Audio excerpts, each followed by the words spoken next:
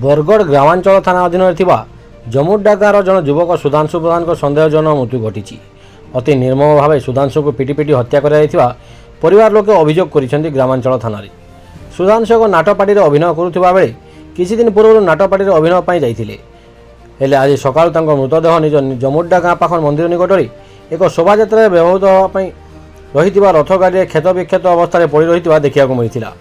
परिवार लोके ग्रामांचल थाना को सूचना देते पुलिस पहुंची एक हत्या मामला रुजु कर तदंत आरंभ करिछि।